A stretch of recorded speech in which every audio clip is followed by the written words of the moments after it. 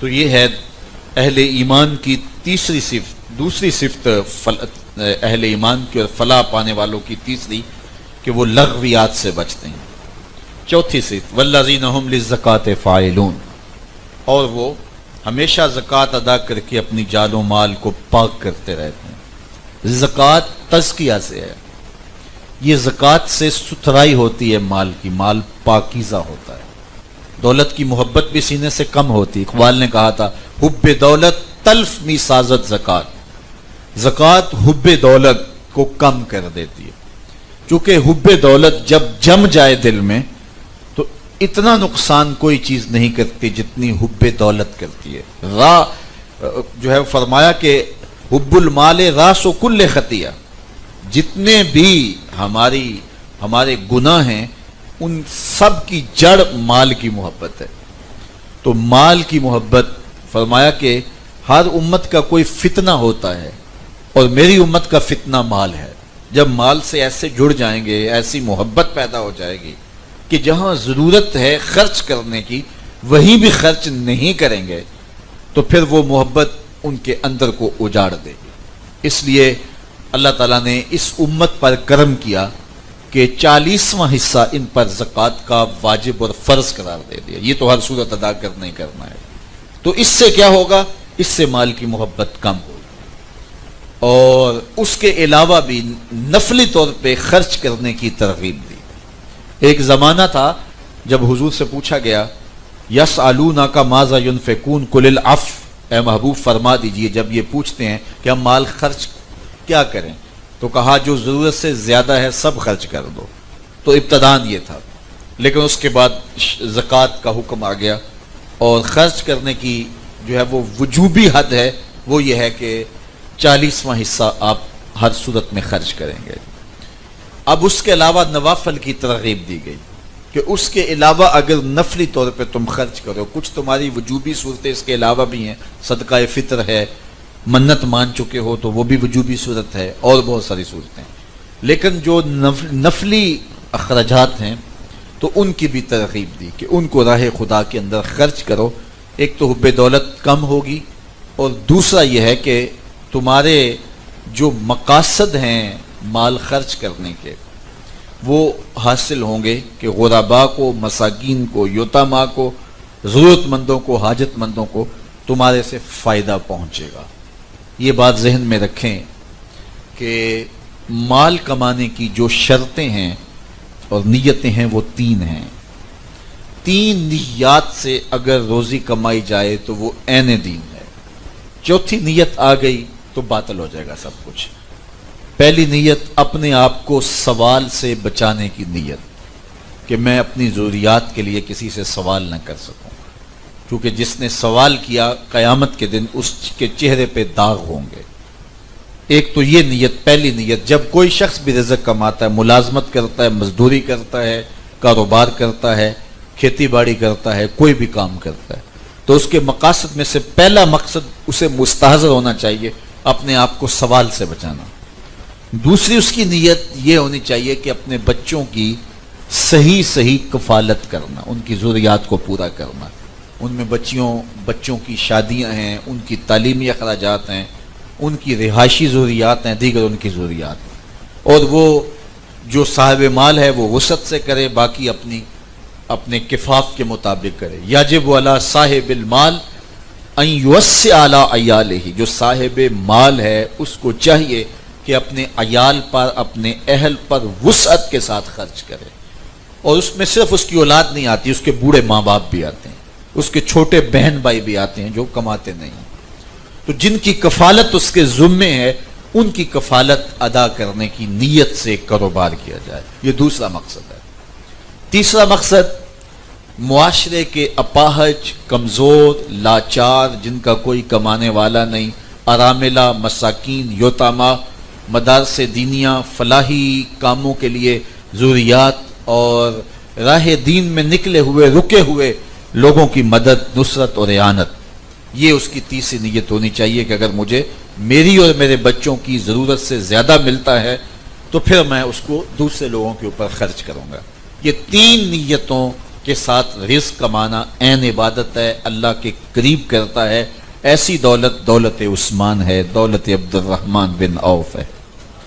لیکن اگر چوتھی نیت آ گئی، وہ یہ بھی نیت ہو سکتی ہے میں خاندان میں نمایاں ہو جاؤں، میں امیر کہلاؤں، میں عیش و عشرت کروں، اور اس سے اور مقاصد جو سفلی مقاصد ہیں اگر ان میں سے کوئی شامل ہو گیا تو پھر اس کا سارا کاروبار، ساری کمائی، ساری محنت جو ہے وہ ایک قطرہ پڑنے سے پیشاب کا جس طرح ایک من دودھ خراب ہو جاتا ہے، یہ نیتیں ساتھ شامل ہو گئیں ایک دن میں تو یہ سب کچھ خراب ہو جائے گا، پھر اس میں برکت اٹھ جائے گی، پھر سکون اور طمانینت ختم ہو جائے گی۔ حالانکہ دولت کی فراوانی ہو، آسودگی ہو تو پھر اس سے راحت پہنچنی چاہیے۔ ایک غریب نانے شبینہ کو ترستا ہے اور اس کو اگر تھوڑے سے پیسے مل جائیں تو اس کو سکون ملتا ہے، تو بہت ساری دولت ہونے کے باوجود بھی قرار نہ ملے، مصائب ہو، آلام ہو، تو پھر یہ وہ اس کسی نیت کے شامل ہونے کی وجہ سے نفس شامل ہو گیا تو بے برکتی آ گئی۔ تو ان تین نیتوں کے ساتھ دولت کمانا اور کاروبار کرنا عین دین ہے۔ تو اس لیے ہمیں راہ خدا میں اگر اپنی ضرورت سے زیادہ ہے تو اس کو خرچ کرنا چاہیے، لیکن اگر ضرورت سے زیادہ نہیں ہے تو پھر بھی خرچ کرتا ہے، یعنی صرف اپنی ضرورت ہی پوری ہو رہی ہے لیکن وہ ایک روٹی کھا سکتا ہے تو آدھی اس سے کسی اور کو دے دیتا ہے ضرورت مند کو، تو یہ بہت زیادہ اللہ کی رضا کا سبب اور ذریعہ ہے۔ لیکن ضرورت سے اگر زیادہ ہے تو پھر اس کو جو ہے وہ ارامل، مساکین اور سب میں، اس سے رزق میں برکت ہوتی ہے۔ جس طرح کہ اللہ تعالیٰ نے، اللہ کے محبوب علیہ السلام نے بنی اسرائیل کا وہ واقعہ بیان فرمایا کہ ایک آدمی جا رہا تھا، پہاڑیوں سے گزر رہا تھا کہ بادل کو آواز آئی کہ تو برس جا اور فلاں کے باغ کو پانی جو ہے وہ پلا دے۔ تو بادل برسا اور وہ پہاڑی ندی سے گزرتا ہوا آگے بڑھتا گیا اور یہ شخص بھی ساتھ چل پڑا۔ جب وہاں پہنچا تو دیکھا کہ ایک آدمی بیلچہ لے کے جو ہے وہ اپنے باغ کے لیے راستے سیدھے کر رہا تھا پانی کے، تو پانی اس نے اپنے باغ کو لگا لیا۔ تو اس نے اس کا نام پوچھا تو وہ وہی نام تھا جو اس کو جو ہے وہ بادل کو فرمان جاری ہوا اور نام اس نے سنا تھا۔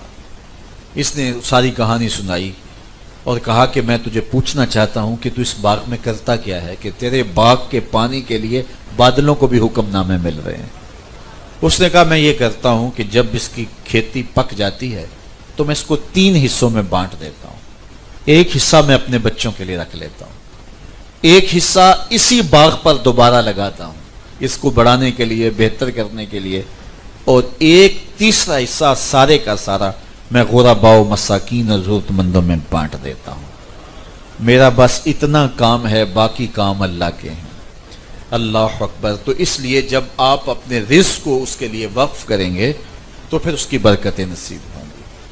حضرت شیخ احمد مجدد الفسانی علیہ رحمہ کا ایک فرمان آپ کو اس لیے سنانے لگا ہوں کہ آج کل چونکہ مدارس دینیہ کو فنڈز کی ضرورت ماضی سے کہیں زیادہ ہو گئی اور مدارس دینیہ کے حجم بھی سمٹ گئے، تو آپ فرماتے ہیں کہ جس دور میں دین کی قدریں پامال ہو رہی ہوں اس دور میں اعانت دین کے لیے خرچ کرنا، ایک دانگ خرچ کرنا، اس کو ہم اپنی زبان میں ایک پیسہ یا ایک ٹگا کہہ سکتے ہیں، ایک دانگ خرچ کرنا دیگر مدات میں لاکھوں روپے خرچ کرنے سے افضل، اشرف اور زیادہ مقبول بارگاہ ہے۔ اس لیے مدارس دینیہ کے لیے آپ کو جب کہا جاتا ہے تو دل کھول کر کے اس کے لیے خرچ کیا کرو، کشادہ دلی کے ساتھ، اس سے حضور راضی ہوتے ہیں۔ چونکہ یہ جو طلبہ ہوتے ہیں یہ اللہ کے رسول کے مہمان ہیں، ان کو کہا جاتا ہے کہ یہ رسول اللہ کے مہمان ہیں، چونکہ ان کے لیے آئے ہیں تو ہم ان مہمانوں کی خدمت کرتے ہیں اور ان کے لیے اعانت کے لیے جو ہے وہ ہم آگے بڑھتے ہیں۔ میں اپنے دوستوں کو یہ کہتا ہوں کہ سویر سے لے کر شام تک اللہ کی توفیق سے 3-4 جگہوں پہ تو میں درس قرآن دینے کے لیے چلا ہی جاتا ہوں روز۔ تو کہیں 1000 آدمی، کہیں 2000 آدمی، کہیں 5-5، 10-10 ہزار آدمی لوگ بھی ہوتے ہیں، تو ایوریج نکالوں تو دن میں 4-5 ہزار آدمیوں کو تو روز میں کچھ نہ کچھ دین کی باتیں بتا دیتا ہوں، اور شکر ہے اللہ کا خلوص کے ساتھ کوشش کرتا ہوں اللہ میرے دل میں خلوص پیدا کر دے اور کوتاہیاں دور کر دے، تو میری روحانی تسکین کے لیے اتنا ہی کافی ہے کہ میں دن میں 3 مرتبہ 4 مرتبہ 5 مرتبہ کسی جگہ پہ جاؤں اور لوگوں کو کتاب اللہ کی تعلیمات، کتاب اللہ کو سامنے رکھ کے بتا دوں، اور اس سے کتنے لوگوں کی زندگیوں میں فرق بھی پڑتا ہے۔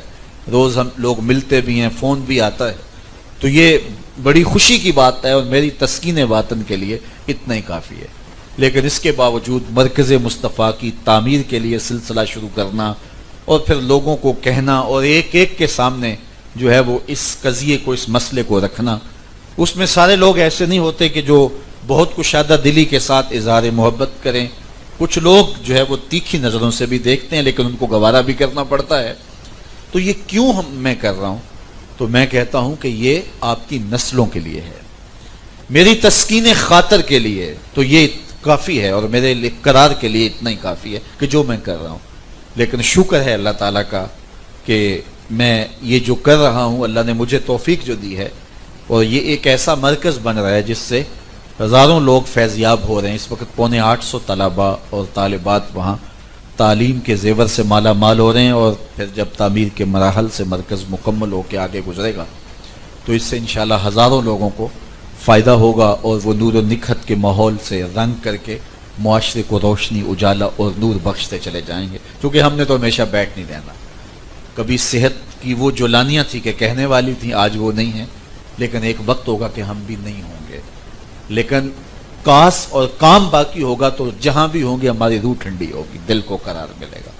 میں جس دارالعلوم سے پڑھا ہوں، جس درس گاہ سے پڑھا ہوں، تو وہاں مجھے نہیں پتا کس کس نے وہاں فنڈ دیا تھا اور وہ دارالعلوم بنا، اور پھر جب میں پڑھتا رہا کس کس نے فنڈ دیا، میں ایک کا نام بھی نہیں جانتا، ایک شخص کے بارے میں مجھے معلومات نہیں ہے۔ لیکن آج اگر ہزاروں لوگ فیض یاب ہو رہے ہیں اور پوری دنیا پہ لاکھوں لوگ فیضان ہو رہے ہیں، ان میں سے کئی لوگ فوت بھی ہو گئے ہوں گے، لیکن ان کی قبروں میں ٹھنڈ پہنچ رہی ہے، ان کی قبروں میں نور اتر رہا ہے۔ تو اسی طرح آپ اگر تعاون کریں گے اور یہ اپنے ذمے آپ لازم لے لیں۔ حضور علیہ السلام کی خدمت میں ایک صحابی حاضر ہوا، عرض کیا حضور میرا بھائی آپ کے پاس ہی بیٹھا رہتا ہے، کام کاج میں کرتا ہوں اور یہ آتا ہے صفہ کے چبوترے پہ بیٹھ جاتا ہے اور آپ سے سیکھتا رہتا ہے، اس کو بھی تو میری مدد کرنی چاہیے، میرے کام کاج میں میرا ہاتھ بٹانا چاہیے۔ تو حضور نے کیا ارشاد فرمایا ہو سکتا ہے اللہ اس کے صدقے سے تجھے دیتا ہو سکتا ہے اس کے صدقے سے تجھے عطا کرتا ہو۔ تو میں نے اس دن سیالکوٹ میں کہا تھا، میں نے کہا کہ یا تو ایک ایک بچہ دے دو مجھے، اور میں انشاءاللہ ان کو 8 سال کے بعد تیار کر کے آپ کو واپس کر دوں گا، اور اس کی صحیح کفالت کرو، باقی بچوں سے بہتر جو ہے وہ اس کی طرف توجہ کرو، اور اگر ایسا نہیں کر سکتے تو پھر جامعہ سے ایک بچہ اپنے ذمے لے لو اور اس کی ایسے کفالت کرو جس طرح اپنے بچوں کی کرتے ہو، تو اگر وہ پڑھ گیا تو پھر انشاءاللہ اس کا ثواب بھی آپ کو ملے گا اور اس سے آپ کے رزق میں بھی برکتیں ہوں۔ تو میں آج چاہوں گا میرا مضمون مکمل ہو جائے، تو میں چاہوں گا کہ میں آپ کو ترغیب دی ہے، اور یہ آہستہ آہستہ مجھے حوصلہ ہوا ہے کہ اب میں یہ کہنے لگا ہوں، اور چونکہ 2-1 سال میں مرکز ویسے بھی مکمل ہو جانا ہے، ضروریات جو اس کی بڑی ضروریات ہیں وہ پوری ہو جانی ہے۔ تو جب مشکل ترین حالات تھے تو اس وقت بھی مجھے حوصلہ نہیں ہوتا تھا، لیکن اب کچھ چیزوں سے مجھے ہمت اور ڈھارس بند گئی ہے، اور میں لوگوں کو کہنے کی پوزیشن میں اس لیے آ گیا ہوں کہ وقت کے گزرنے کے ساتھ ساتھ جو ہے وہ اس کی اہمیت کو میں نے محسوس کیا۔ ایک دن جمعرات کو چھٹی تھی تو طلباء چلے گئے، تو ایک والد اپنے بچے کو لے کر پھر دوبارہ چھوڑ کے جانے لگا، تو مجھے بڑی حیرت ہوئی کہ بچے تو بڑی چھٹی سے، وہ بچہ رو رہا تھا، تو خیر میں نے اس کو بلایا اور میں نے کہا کہ آپ کے والد آپ کو پھر چھوڑ گئے ہیں، تو وہ رو پڑا، تو میں نے اس کے والد کو بلایا، تو میں نے کہا کہ 8 دن کے بعد بچے چھٹی پہ جاتے ہیں اور آج وہ گیا ہے تو آپ پھر چھوڑنے آ گئے ہیں۔ تو وہ خاموش سا ہو گیا، تو میں نے کہا نہیں آپ بات کریں، کیا مسئلہ ہے؟ تو وہ کہنے لگا کہ حضرت بس ویسے، میں نے کہا یہاں رہے، میں نے کہا مسئلہ بھی تو بتاؤ نا، کہ وہ 8 دن کے بعد جانے لگا ہے تو آپ اس کو 1 دن رکھیں گھر؟ تو وہ کہتا ہے یہاں 3 وقت کی روٹی تو اچھی کھائے گا نا، ہمارے گھر میں تو جو ہے وہ بڑے مسائل ہیں، تو ہم پتہ نہیں اپنی روٹی کیسی پوری کر رہے ہیں۔ تو میرے دل میں پھر ہوا کہ نہ جانے کتنے کے گھروں میں چراغ جل رہے ہیں اور کتنوں کے بچے پڑھ رہے ہیں. تو اللہ تعالیٰ نے جل شانہ نے یہ توفیق دی ہے، اچھے اہل ثروت کے بچے بھی پڑھتے ہیں، غرباء و مساکین کے بچے بھی پڑھتے ہیں. اس لیے آپ کو اس کے ساتھ بھرپور تعاون کرنا چاہیے.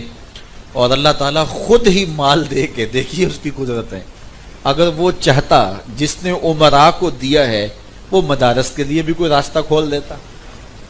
جو امراء کے لیے راستے اس نے کھولے ہیں ان کو رزق فراواں دیتا ہے تو ایسے کوئی اسباب ایسے بھی پیدا کر دیتا، لیکن اس نے ایسے نہیں کیا. ان کو دے کے پھر ان سے کہا ہے کوئی ہے مجھے قرض دینے والا، میں دورہ لٹاؤں گا اس کو. کوئی ہے، خود دے کے خود کہتا ہے من ذا الذی یقرض اللہ قرضا حسنا. اچھا پھر قرض دینے والوں پہ بھی وارے وارے جائیں.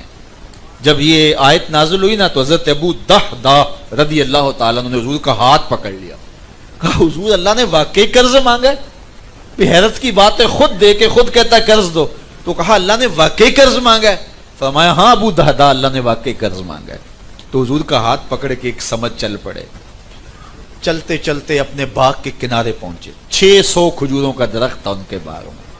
یہ تو ذمہ دار جانتے ہیں نا کہ جب فصل پل جائے اور پک جائے، وہ کہتے ہیں جٹ گنا نہیں توڑنے دیتا، گڑ دی پیسی دے دیتا ہے. چونکہ جب فصل لہلہا رہی ہو تو پھر وہ ایک اپنے ہی چسکا ہوتا ہے. قرآن کہتا ہے یوجب الزرع، جب فصل پک جاتی ہے تو پھر جو کاشتکار ہوتا ہے اس کو اتنی بھلی لگتی ہے کہ وہ نہال ہو کے جاتا ہے. یوجب الزرع، زرع کہتے ہیں یہ زراعت کرنے والا، اس کو بھلی لگ رہی ہوتی ہے. تو اب کھیتی پکڑی اور پھر کھجور کب لگائی جاتی ہے اور کب کھڑی ہوتی ہے. تو 600 کھجوروں کے درخت تھے تو اس کے کنارے لے گیا. اور حضرت ابو دہدہ پھر حضور کا ہاتھ پکڑ کے پھر ایک بات پوچھتے ہیں حضور کیا واقعی اللہ نے قرض مانگا ہے؟ حضور نے کہا ہاں ابو دہدہ اللہ نے قرض مانگا ہے. کہا پھر اس سودے کے آپ گواہ بن جائیں، میں نے یہ باغ قرضے میں دے دیا، میں نے اللہ کو یہ باغ قرضے میں دے دیا. اب ان کی جو بچے تھے، رہائش تھی اس وقت باغوں کے اندر ہی ہوتی تھی، آج بھی وہاں رواج ہے باغوں کے اندر، مزروں کے اندر ہی ان کی رہائشیں ہوتی ہیں. تو باغ کے اندر ہی رہائش تھی اور رہائش ہے بھی تھی ان کی. اب باغ کے اندر نہیں جا رہے، باہر کھڑے ہو کے آواز دی یا امت دہدہ اخرجی، دہدہ کی امی بچوں کو لے کے باہر آ جا، یہ باغ اب ہمارا نہیں رہا، ہم نے اللہ کو دے دیا. اچھا اس خاتون نے غصہ نہیں کیا کہ اب دہدہ کے ابو یہ کیا غضب ڈایا، کوئی دوسری رہائش کا انتظام بھی نہیں کیا اور سارا باغ ہی دے دیا. لیکن یہ حضور کے مدرسے کے پڑے ہوئے لوگ تھے. اللہ اکبر. تو وہ جلدی جلدی بچوں کو سمیٹ کے باہر لے آئی اور حضور کے پاس حضرت ابو دہدہ کھڑے تھے. اور یہ ام دہدہ کیا بولتی ہے؟ رابحہ بیعک یا ابا دہدہ، دہدہ کے ابو بڑا ہی نفع والا سودا کر لیا تم نے، بڑا ہی نفع والا سودا کر لیا ہے تم نے. تو اللہ تعالیٰ خود دے کے کہتا ہے میری راہ میں خرچ کرو. اور میرے حضور نے قسم کر کے کہا ما نقصا مال عبد من صدقہ، فرمایا میں محمد قسم اٹھاتا ہوں کہ صدقے سے مال کم نہیں ہوگا. والذین هم لفروجہم حافظون، ان کی ایک صفت یہ ہے کہ وہ اپنی شرم گاہوں کی، اپنی پارسائی کی حفاظت کرتے ہیں، عصمت کے جوہر کو لٹنے نہیں دیتے. میڈیا نے بے حیائی اور بے شرمی کا بازار تو گرم کیا ہی تھا، ہمارے الیکٹرانک میڈیا نے، لیکن یہ سوشل میڈیا نے تو قیامت ڈھا دی.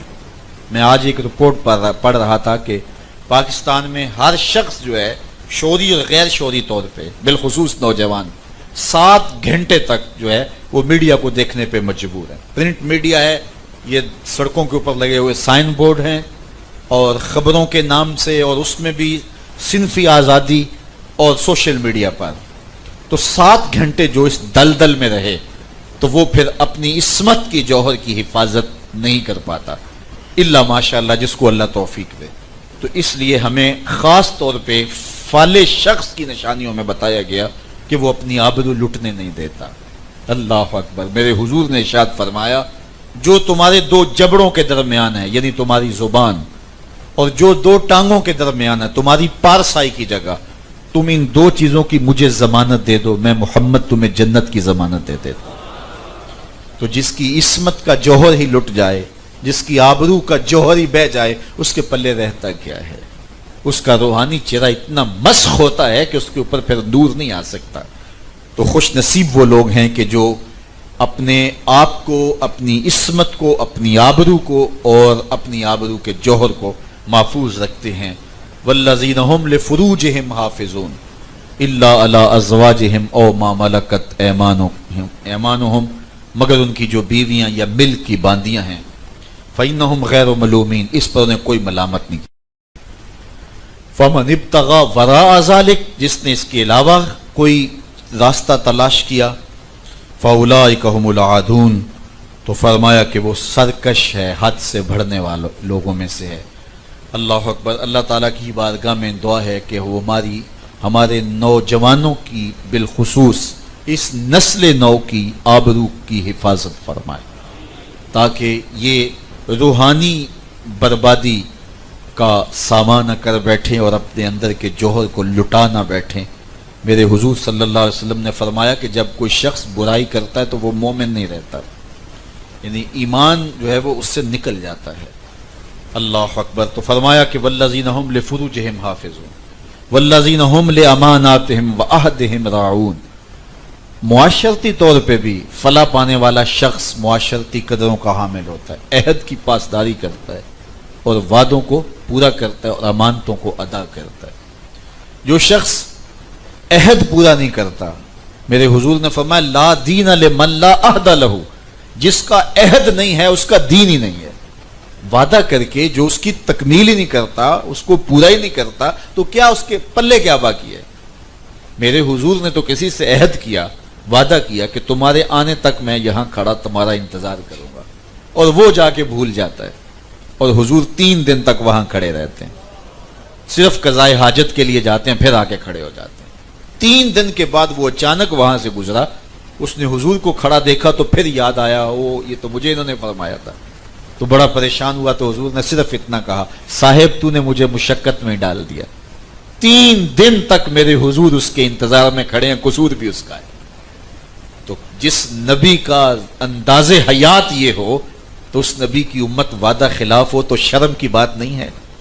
پھر حضور کے گھر کا گھراؤ کیا ہوا ہے کفار نے، اور حضور کی زندگی کا چراغ گل کرنے کے درپے ہیں، معاہدہ کر کے آئے ہیں کہ چھوڑیں گے نہیں، لیکن حضور حضرت علی کو کہہ رہے ہیں میرے بستر پہ لیٹ جاؤ، صبح ان کی امانتیں دے کے آنا۔ یہ خون کے پیاسے تھے، کہا ان کی امانتیں ان کے سپرد کر کے آنا۔ کوئی زمانے میں کردار لاؤ تو صحیح ایسا، تو کیا ہمیں اپنے نبی کے کردار کی سنت کو اپنے اندر اتارنے کی کوشش کرنی چاہیے یا نہیں کرنی چاہیے؟ تو وہ عہد پورا کرتے ہیں، امانتیں ضائع نہیں ہونے دیتے۔ والذین هم علی صلواتہم یحافظون، اور وہ اپنی نمازوں کی محافظت کرتے ہیں۔ مختصر مضمون میں نماز کا ذکر 2 بار آ گیا، اس کا مطلب یہ ہوا کہ نماز کتنی اہم ہے۔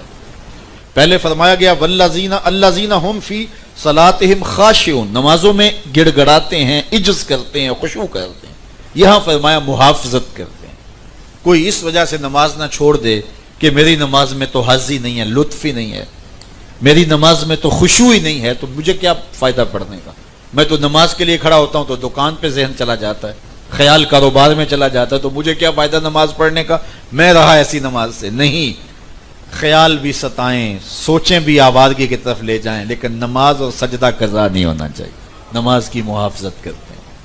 یہ 2 مرتبہ نماز کا ذکر کیا گیا۔ محدث کچھوچوی علیہ رحمہ سے ان کے ایک مرید نے کہا حضرت بڑی پریشانی ہے۔ کہا کیا ہوا؟ کہا نماز پڑھتا ہوں لیکن لطف نہیں آتا، مزہ نہیں آتا، سرور نہیں آتا۔ تو آپ نے فرمایا اچھا اس کے باوجود پڑھتے تو ہو نا؟ اس نے کہا وہ تو اللہ کا حکم ہے، وہ تو پڑھتے ہی پڑھتا ہوں۔ تو یہ بات سننے کی دیر تھی، حضرت محدث کچھوچوی جھومنے لگے، فرمایا واہ واہ تم لطف کے بندے نہیں ہو، اللہ کے بندے ہو، کہ لطف نہیں بھی آتا پھر بھی پڑھتے ہو۔ اس کا مطلب یہ ہوا کہ تم لطف کے لیے نہیں پڑھتے، تم رب کے لیے پڑھتے ہو۔ تمہیں لطف آتا ہے یا نہیں آتا، مجھے تو تیری بات سے لطف آ گیا کہ تم رب کے لیے پڑھ رہے ہو۔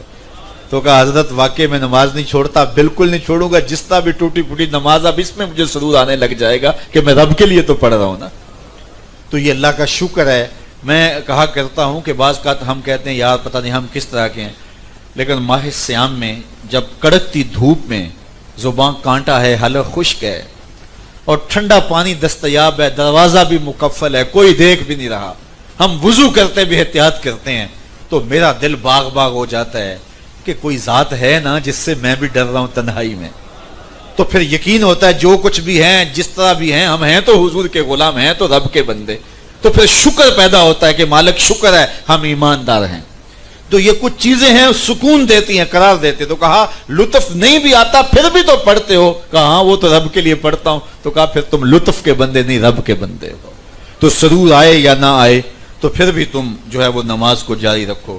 اولئک هم الوارثون، فرمایا یہ لوگ جنت کے وارث ہیں جن میں یہ خوبیاں موجود ہیں۔ یہ پورا نصاب ہے زندگی کا۔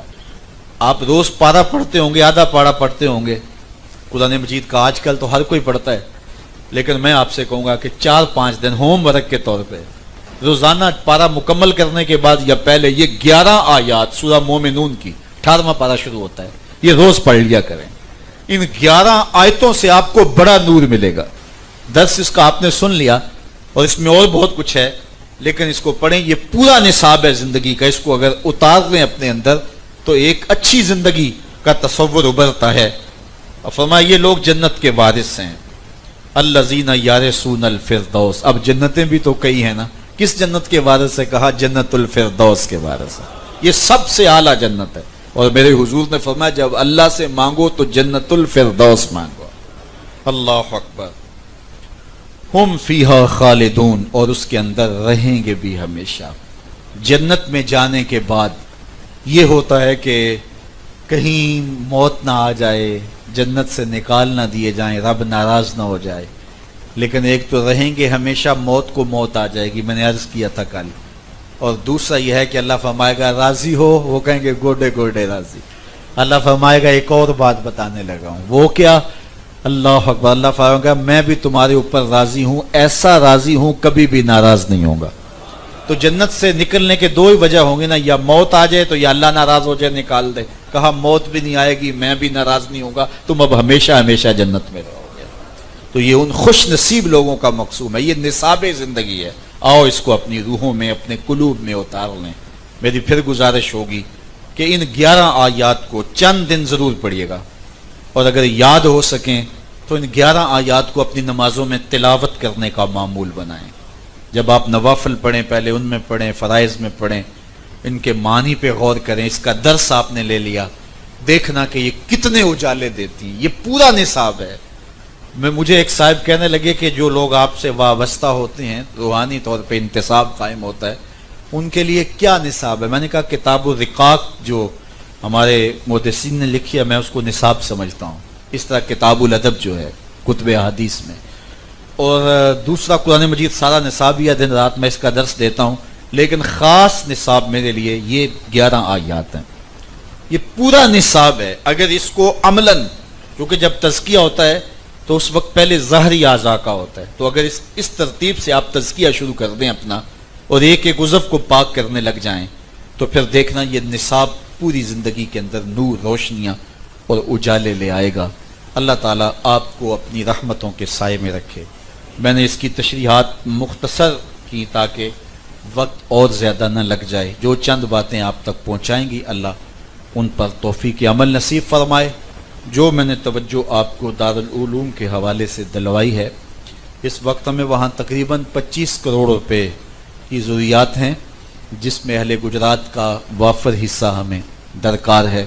تو آپ کل کر لیں، آج کر لیں، اس کے بعد کر لیں، جب آپ سے ممکن ہو۔ ہمارے عالی مرتبت جو بزرگ ہیں، سرپرست ہیں اس تقریب درس قرآن کے، ان ساروں میں سے کسی ایک کے ساتھ آپ رابطہ کر لیں، علامہ صاحب سے رابطہ کر لیں، دیگر لوگوں سے، تو آپ وہاں تشریف لے آئیں، وہاں آئیں، دیکھیں، اپنی آنکھوں سے مشاہدہ کریں، مختلف مدات میں سے کسی ایک مد میں شامل ہو جائیں، زکوٰۃ فنڈ ادا کریں، جس طرح بھی آپ شامل ہونا چاہیں، اللہ آپ کو اس کا بہتر صلہ عطا فرمائے گا۔ وآخر دعوانا ان الحمد للہ رب العالمین۔ الحمد للہ رب العالمین والصلاة والسلام علی اشرف الانبیاء والمرسلین۔ مالک اٹھے ہوئے ہاتھ کبھی خالی نہ رکھنا، اور پھیلی ہوئی جھولیاں ہمیشہ رحمات سے بھر دینا، من میں چراغاں کرنا، باطن میں روشنیاں ڈالنا، حضور کی غلامی میں زندگی سی میں موت عطا فرما، نفس و شیطان کے مکر و فریب سے، دجل و تلبیسات سے ہماری حفاظت فرما، اے اللہ ان 3 دنوں میں مسلسل جو لوگ خواتین و مرد تشریف لاتے رہے، گھروں میں واپس پہنچنے سے قبل اس اجتماع کی برکتیں سب کے گھروں تک پہنچا دینا۔ اللہ کل خیریت کے ساتھ دوبارہ ہمیں جمع ہونے کی توفیق دینا، اور جو دعائیں آرزویں تمنائیں دلوں میں لے کر کے آئے ہیں اللہ وہ اپنی بارگاہ میں قبول فرمانا۔ ادارت المصطفیٰ کے جملہ کارکنوں کو، مبلغین کو، متعلقین کو، متوسلین کو، طلباء و طالبات کو، معلمین و معلمات کو، محبین و محبات کو، سب کو جزائے خیر عطا فرما، اور جو مرکز کے ساتھ اپنے تعاون کا ہاتھ بڑھاتے ہیں اللہ ان کو رزق حلال، رزق وسیع، رزق سہل اور رزق فراوان عطا کر دیں۔ صلی اللہ